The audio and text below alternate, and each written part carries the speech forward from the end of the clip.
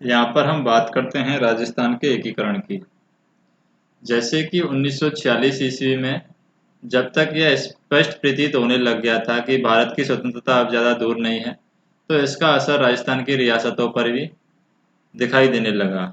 इस समय राजस्थान में 19 रियासतें, 3 ठिकाने और एक केंद्र शासित प्रदेश अजमेर और मेरवाड़ था।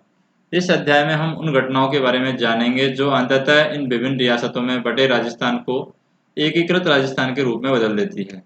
सर्वप्रथम मेवाड़ के महाराणा भूपाल सिंह ने 25 और 26 जून 1946 को राजस्थान यूनियन बनाने के उद्देश्य से राजस्थान, गुजरात और मालवा के राजाओं का एक सम्मेलन उदयपुर में बुलाया और इस सम्मेलन में 22 राजा महाराजा उपस्थित हुए। इसमें महाराणा ने एक राजस्थान संघ के निर्माण की योजना प्रस्तुत की।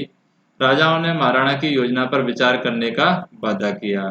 महाराणा को अपने प्रस्तावों की अमली जामा पहनाने की धुन बनी रही और उन्होंने सुप्रसिद्ध संविधान वेता के एम मुंशी को अपना संवैधानिक सलाहकार नियुक्त किया। मुंशी की सलाह पर महाराणा ने उक्त राजाओं का एक और सम्मेलन 23 तारीख 1947 को उदयपुर में आमंत्रित किया। महाराणा ने सम्मेलन में राजाओं को चेतावनी दी कि हम लोगों ने मिलकर अपनी रियासतों की यूनियन नहीं बनाई तो सभी रियासतें तो प्रांतों के समकक्ष नहीं है, निश्चित रूप से ये समाप्त हो जाएंगे। मुंशी ने भी इस सम्मेलन में महाराणा की योजना को जोरदार समर्थन किया, किंतु अंतिम रूप से कोई लाभकारी यहाँ पर परिणाम सामने नहीं आया। जयपुर के महाराजा मानसिंह की स्वीकृति से वहां के दीवान सर वीटी कृष्णामाचार्य ने भी प्रदेश के शासक और उनके प्रतिनिधियों का एक सम्मेलन बुलाया। इस सम्मेलन में उन्होंने प्रस्ताव रखा कि प्रदेश की रियासतों का एक ऐसा संघ बनाया जाए जिसमें हाई कोर्ट, उच्च शिक्षा, पुलिस आदि विशेष संघ को सौंप दिए जाएं और शेष विशेष इकाइयों के पास रहे। उन्होंने सम्मेलन को यह भी कहा कि यदि उन्हें यह प्रस्ताव स्वीकार न हो तो समस्या का दूसरा हल यह है कि प्रदेश की तो रियासतें अपना पृथक अस्तित्व रखने की क्षमता नहीं रखती, वे पड़ोस की बड़ी रियासतों में मिल जाएं। परंतु सम्मेलन बिना किसी निर्णय पर पहुंचे ही यहाँ पर समाप्त हो गया। फिर मत्स्य संघ का निर्माण होता है। देश के विभाजन के समय भारतीय उपमहाद्वीप में भीषण सांप्रदायिक दंगे भड़क उठे और यहाँ पर क्या हुआ, अलवर और भरतपुर की रियासतें थी। अलवर भरतपुर की जो रियासतें थी इन दंगों से नहीं बच पाई। भारत सरकार ने इस प्रकार की शिकायतें मिली कि अलवर में दंगे भड़काने में स्वयं अलवर प्रशासन का हाथ है। भारत सरकार ने 7 फरवरी को महाराजा अलवर और डॉक्टर खरे को दिल्ली में नजरबंद कर दिया और अलवर का प्रशासन अपने हाथ में ले लिया। भरतपुर में सांप्रदायिक दंगों से उत्पन्न स्थिति से भारत सरकार इस निर्णय पर पहुंची कि वहां का प्रशासन राज्य में कानून और व्यवस्था बनाए रखने में सर्वथा निकम्मा साबित हुआ है। इससे पहले भी भारत सरकार ने इस संबंध में कोई कदम उठाती, स्वयं वहां के महाराजा ने भरतपुर का प्रशासन भारत सरकार को सौंप दिया। तो अब सबसे पहले प्रथम चरण में मत्स्य संघ की स्थापना होती है 18 मार्च 1948 को। तो जो डेट है यहाँ पर 18, 25, 18 और 18, 25, 18,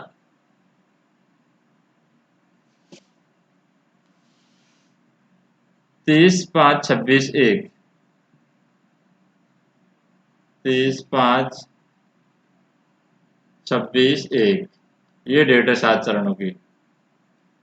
जैसे नीमराना ठिकाना है यहाँ पर अलवर में नीमराना ठिकाना, तो मत्स्य संघ बनाया गया। यहाँ पर इन क्षेत्रों को मिलाकर के मत्स्य संघ बनाया गया। अलवर, भरतपुर, धौलपुर, करौली यानी ABCD, अलवर, भरतपुर, करौली, धौलपुर को मिलाकर के मत्स्य संघ 18 मार्च 1948 को बनाया जाता है। अलवर और भरतपुर से मिली हुई धौलपुर और करौली की छोटी छोटी रियासतें थी। ये चारों रियासतें भारत सरकार के द्वारा निर्धारित मापदंड के अनुसार पृथक अस्तित्व बनाए रखने योग्य नहीं थी। अतः इन चारों ने मिलकर के एक मत्स्य संघ बना लिया और इस नए संघ का उद्घाटन भारत सरकार के मंत्री NV गौडगिल ने 17 मार्च 1948 को किया और संघ के राज्य प्रमुख महाराजा धौलपुर व उप राज्य प्रमुख महाराजा करौली के बनाए गए यहाँ पर। और अलवर प्रजामंडल के प्रमुख नेता शोभाराम कुमावत मत्स्य संघ के प्रधानमंत्री यहाँ पर बनते हैं। नेक्स्ट हम देखें राजस्थान संघ का निर्माण किस तरीके से होता है। रियासती विभाग ने तारीख 3 मार्च 1948 को कोटा, बूंदी, झालावाड़, टोंक, डूंगरपुर, बांसवाड़ा, प्रतापगढ़, किशनगढ़ और शाहपुरा की रियासतों को मिलाकर के राजस्थान संघ नामक राज्य के निर्माण का प्रस्ताव दिया। राजस्थान संघ में शामिल होने वाली रियासतें चाहती थी कि मेवाड़ भी इस प्रस्तावित संघ का हिस्सा बने, पर मेवाड़ महाराणा सहमत न हो सके। तो यद्यपि मेवाड़ प्रजामंडल ने महाराणा के इस निर्णय का विरोध किया, परंतु अंतिम परिणाम इस संघ को मेवाड़ के न शामिल होने के रूप में ही आया और आखिरकार बिना मेवाड़ के ही यह संघ यहाँ पर अस्तित्व में आता है 3 मार्च 1948 को। तो 18/3/18 ये डेट है, 18/3/18। तो यहाँ पर 3 मार्च है दूसरी डेट, 18 मार्च के बाद में 3 मार्च,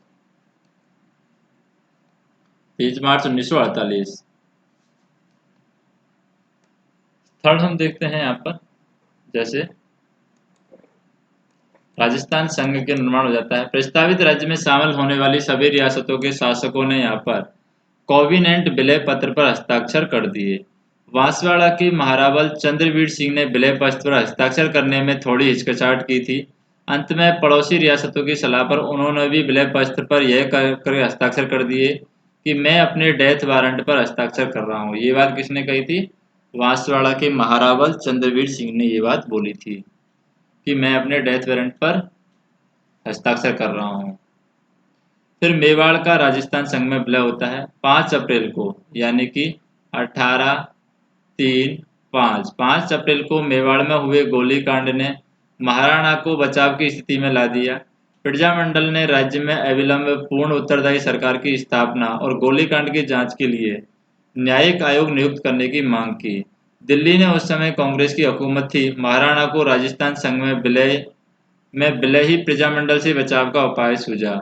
उन्होंने सर राममूर्ति, डॉक्टर मोहन सिंह मेहता और अन्य सलाहकारों को मेवाड़ के विलय की शर्तें अविलंब तय करने के लिए दिल्ली भेजा और रियासती विभाग तो इस प्रकार के सुनहरे अवसर का इंतजार में ही था और रियासती विभाग ने यह नीति बना ली कि किसी भी रियासत के शासक को 10 लाख रुपए वार्षिक से अधिक प्रति वर्ष नहीं दिया जाएगा।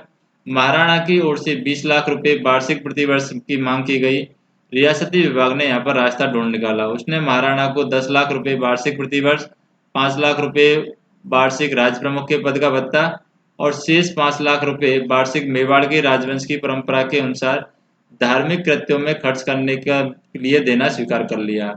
उसने महाराणा को संयुक्त राजस्थान का आजन्म राज प्रमुख बनाना भी यहाँ पर स्वीकार कर लिया। तो उस समय तक इतनी रियासतें विलय होने वाली किसी अन्य रियासत के शासक को यहाँ पर नहीं दी गई। तो मेवाड़ का प्रतिनिधि मंडल रियासती विभाग से मनचाही शर्तें मंजूर करवाकर दिल्ली से उदयपुर लौटा तो महाराणा ने यहाँ पर राहत की सांस ली और कोटा में राजस्थान संघ राज्य का यहाँ पर 25 मार्च को उद्घाटन होने वाला था, पर मेवाड़ के विलय के निश्चय की सूचना रियासती विभाग को 23 मार्च को मिल गई। अतः बीपी मेनन ने महाराव कोटा को यहाँ पर सलाह दी कि मेवाड़ के विलय के संबंध में निर्णय होने तक नए राज्य का उद्घाटन समारोह रोक दिया जाए और महारावा कोटा ने उत्तर दिया कि समारोह में सारी तैयारी हो चुकी हैं। कई राजा महाराजा अन्य अतिथियों को निमंत्रण भेजे जा चुके हैं, अतः समारोह तारीख है निर्धारित तारीख को ही संपन्न होगा।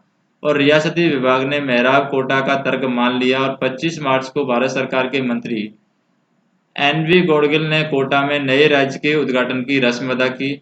उन्होंने मेहराब कोटा को राज प्रमुख और गोकुल लाल असावा को यहाँ पर प्रधानमंत्री के रूप में शपथ दिलाई। मेवाड़ महाराणा के द्वारा विलय पत्र पर हस्ताक्षर करने के तुरंत बाद रियासती विभाग ने राज्य के प्रधानमंत्री पद के लिए मेवाड़ के तपस्वी नेता माणिकलाल वर्मा को यहाँ पर नियुक्त किया। वर्मा ने उदयपुर लौटते ही संयुक्त राजस्थान के राज प्रमुख महाराणा भूपाल सिंह से मंत्रिमंडल निर्धारित संबंधित चर्चा की। महाराणा ने वर्मा को मंत्रिमंडल में जागीरदारों के प्रतिनिधित्व देने की आग्रह किया। वर्मा ने राज प्रमुख का सुझाव मानने से स्पष्ट इनकार कर दिया और नए राज्य के बनते ही यहाँ पर वैधानिक संकट पैदा हो गया।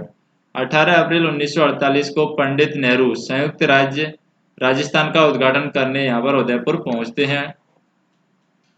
तो यहाँ पर पहली डेट आती है 18, फिर 3, फिर 25, फिर 18 आती है। नेक्स्ट हम देखते हैं, ये उदयपुर पहुंचते हैं पंडित नेहरू।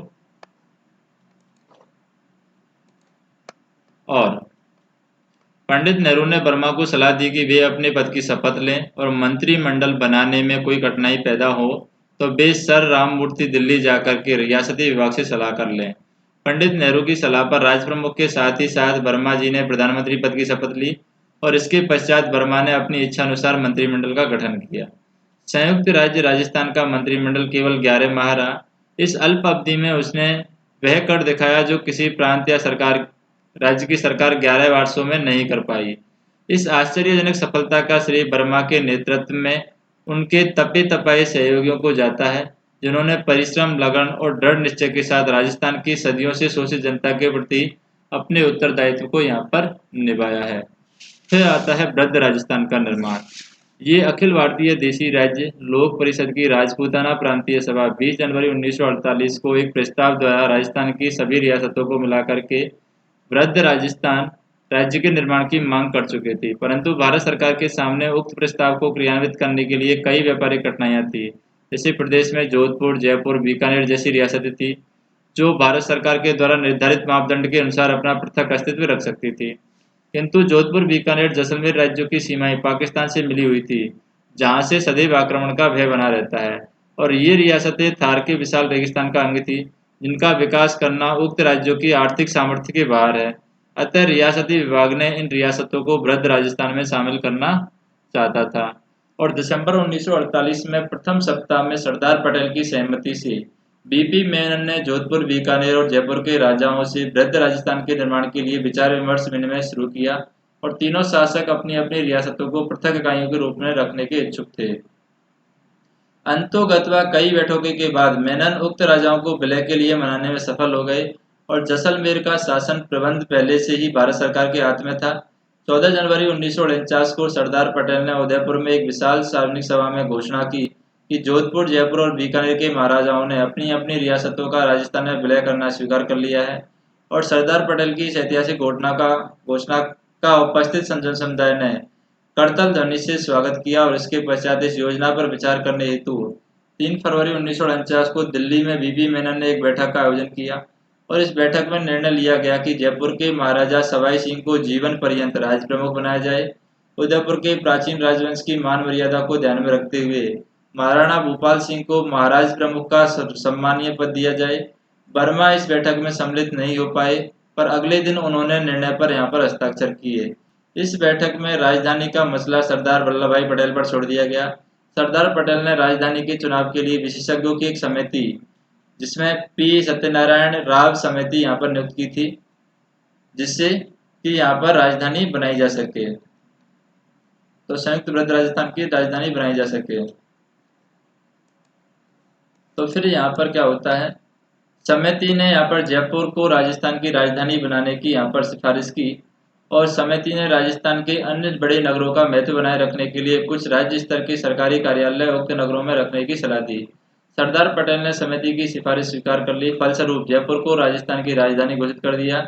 हाई कोर्ट जोधपुर में, शिक्षा विभाग बीकानेर में और खनिज एवं कस्टम एक्सरसाइज विभाग उदयपुर में, वन एवं सहकारी विभाग कोटा में और कृषि विभाग भरतपुर में रखने का निर्णय लिया गया। 30 मार्च 1949 को सरदार पटेल के द्वारा वृद्ध राजस्थान का विधिवत उद्घाटन किया गया।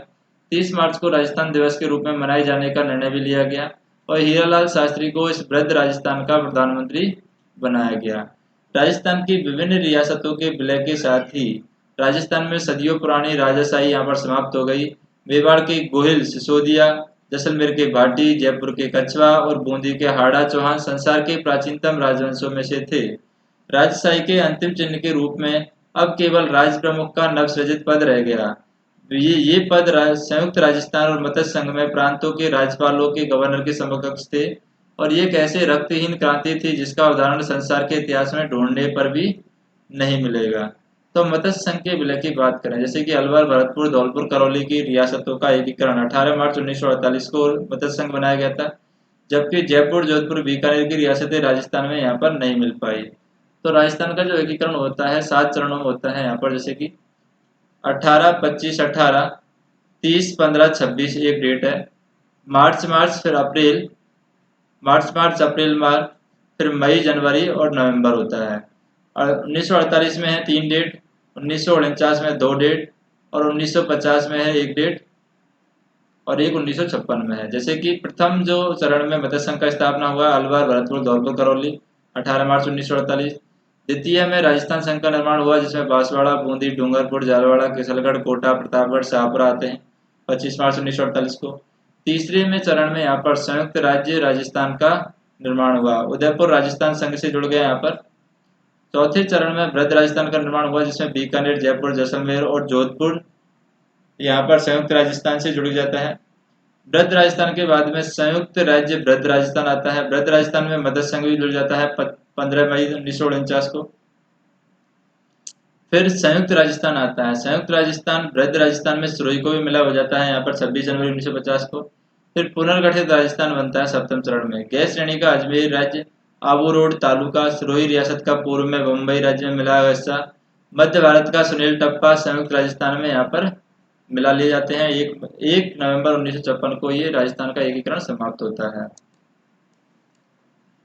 तो यहाँ पर हम बात करें जैसे कि मत्स्य संघ को अलग इकाई के रूप में रखने का कोई अर्थ नहीं था। इन रियासतों को भी वृहद राजस्थान का हिस्सा बनाने के लिए डॉक्टर शंकर राव समिति का गठन किया गया।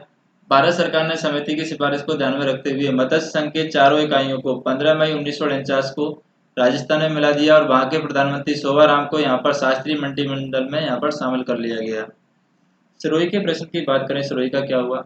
गुजरात के नेता सिरोही स्थित आबू अरवद के सैलानी केंद्र को गुजरात का अंग बनाना चाहते थे। रियासती विभाग उनके प्रभाव में था, अतः जनता के विरोध के बावजूद भी रियासती विभाग ने नवंबर 1949 में सिरोही को राजपूताना एजेंसी से हटा करके गुजरात एजेंसी के अंतर्गत कर दिया। सिरोही की जनता ने मांग की कि सिरोही को मुंबई में न मिलाया जाकर संयुक्त राजस्थान में मिलाया जाए। कुछ ही दिनों के बाद उदयपुर में भी संयुक्त राजस्थान में शामिल होने का फैसला लिया गया और इस अवसर पर अखिल भारतीय देशी राज्य लोक परिषद की राजपूताना प्रांतीय सभा के महामंत्री भी हीरालाल शास्त्री ने अपने 10 अप्रैल की तार में सरदार वल्लभ भाई पटेल को लिखा और यह जानकर प्रसन्नता हुई कि उदयपुर संयुक्त राजस्थान में शामिल हो रहा है और इससे सिरोही को राजस्थान में शामिल होना और भी अवश्य भावी हो गया। फिर हमारे लिए सिरोही का अर्थ गोकुल भाई, बिना गोकुल भाई हम राजस्थान को नहीं चला सकते। शास्त्री जी इस तार का कोई उत्तर नहीं मिला। 18 अप्रैल को यहाँ पर संयुक्त राजस्थान के उद्घाटन के अवसर पर उदयपुर में राजस्थान के कार्यकर्ताओं का एक शिष्टमंडल पंडित जवाहरलाल नेहरू से मिला और उनको सिरोही के संबंध में प्रदेश की जनता की भावनाओं से अवगत कराया गया। पंडित नेहरू ने इस संबंध में सरदार पटेल से बातचीत की, किंतु फिर भी सरदार पटेल ने गोकुल भाई भट्ट के जन्म स्थान हाथल और कुछ अन्य स्थानों को छोड़कर शेष सिरोही गुजरात में यहाँ पर शामिल कर लिया गया। इस निर्णय के फलस्वरूप सिरोही में व्यापक आंदोलन उठ खड़ा हुआ और यह आंदोलन तब समाप्त हुआ जब भारत सरकार ने अपने निर्णय पर पुनर्विचार का आश्वासन दिया। राजस्थान के साथ किए गए इस अन्याय का निराकरण 1 नवंबर 1956 को हुआ, जबकि राज्य पुनर्गठन आयोग की सिफारिश के आधार पर सिरोही का माउंट आबू वाला इलाका पुनः गुजरात से निकलकर राजस्थान में मिलाया गया। फिर अजमेर के विलय की बात करें, अखिल भारतीय देशी राज्य लोक परिषद की राजपूताना प्रांतीय सभा की सदैव यह मांग रही है कि वृहद राजस्थान में न केवल प्रांतीय की सभी रियासतें बल्कि अजमेर का भी इलाका यहाँ पर शामिल है। अजमेर कांग्रेस नेतृत्व कभी इस पक्ष में नहीं रहा। सन 1952 के आम चुनावों के बाद वहां हरिभाऊ उपाध्याय के नेतृत्व में कांग्रेस मंत्रिमंडल बन चुका था। अब तो वहां का नेतृत्व यह दलील देने लगा था कि प्रशासन की दृष्टि से छोटे राज्य भी बनाए रखना उचित है, किंतु राज्य पुनर्गठित आयोग ने यहाँ पर अजमेर के नेताओं को इस तरह का स्वीकार नहीं किया और सिफारिश की कि उसे राजस्थान में मिला देना चाहिए। उसके बाद में 1 नवंबर 1956 को माउंट आबू क्षेत्र साथ ही साथ अजमेर बेरवाड़ भी राजस्थान में मिला दिया गया और इस प्रकार राजस्थान निर्माण की जो प्रक्रिया मार्च 1948 में शुरू हुई वह 1 नवंबर 1956 को यहाँ पर संपूर्ण हुई और राजस्थान का एकीकरण 1 नवंबर 1956 को यहाँ पर संपन्न होता है। तो यहाँ पर राजस्थान संघ के निर्माण की योजना सर्वप्रथम किसके द्वारा प्रस्तुत की गई, ये हम क्वेश्चन देख सकते हैं। नेक्स्ट वीडियो में हम पढ़ेंगे राजस्थान की शौर्य परंपरा।